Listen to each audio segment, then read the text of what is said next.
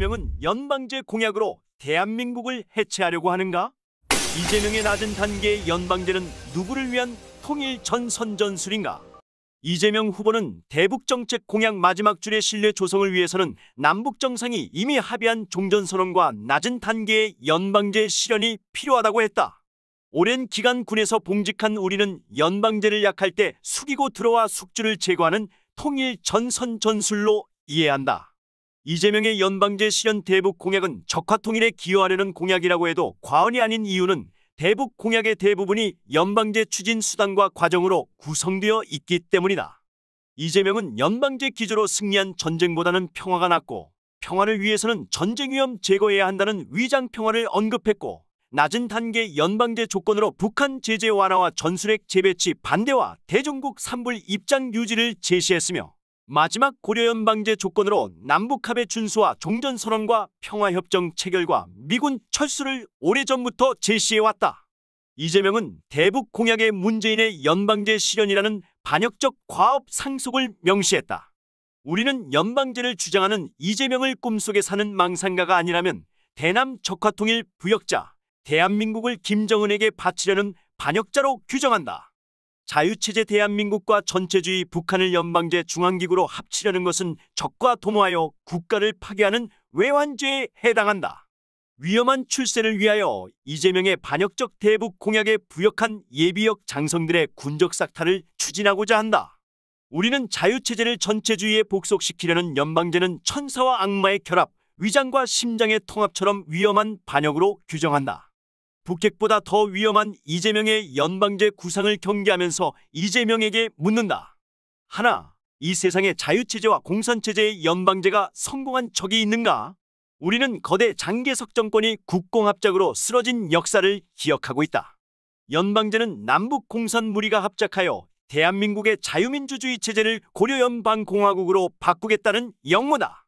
주사파 무리가 아무리 위장평화 걸개를 걸고 자기 정체를 속여도 그들이 그동안 해온 것은 대남적화 공산화 부역이었다.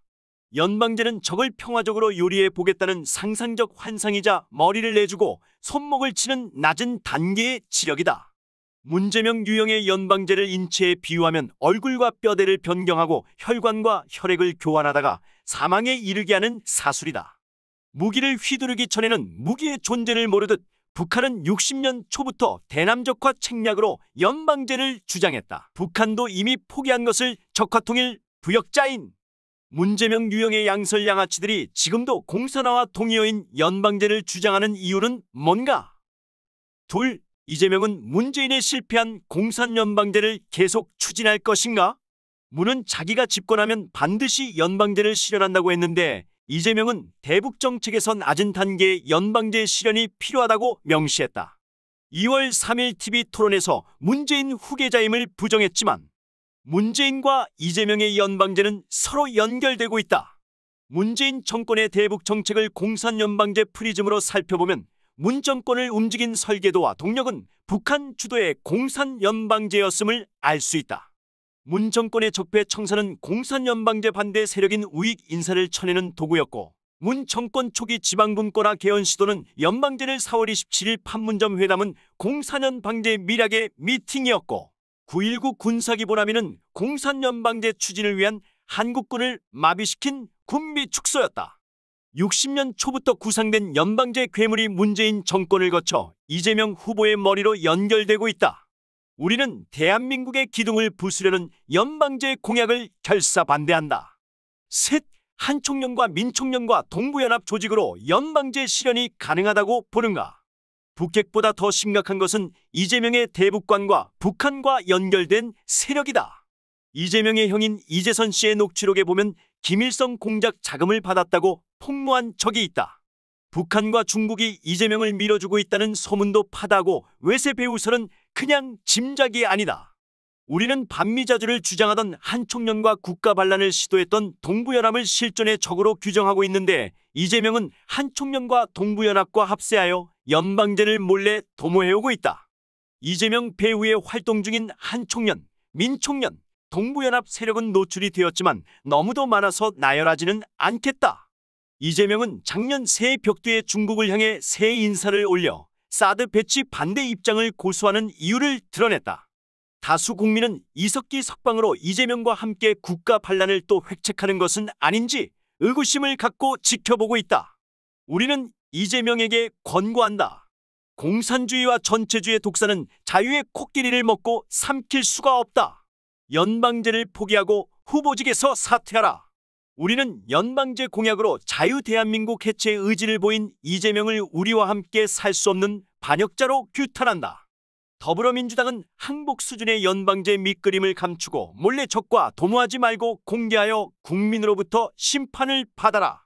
우리는 처음 보는 문재인을 경험한 것만으로 공산주의자의 패륜적 한계를 체험했다. 우리는 목숨을 걸고 싸울지언정 이재명의 연방제 세상을 거부한다. 반역자 이재명은 대한민국을 해체하려는 연방제 공약을 철회하고 자진하여 사퇴하라. 2022년 2월 5일 육사총구국 통지회. 트럼프 정부 출범, 박근혜 정부 탄핵 이후 예상 시나리오, 대한민국 좌익 정부 출범, 미군 방어선 재설정, 주한미군 차수, 사드 회수, 한미 상호 방위조약 해제, 국가보안법 철폐, 통진당 부활, 남북 정상회담 전격 개최, 평화협정 체결, 남북 총선거, 연방정부 수립, 통일의회 결성,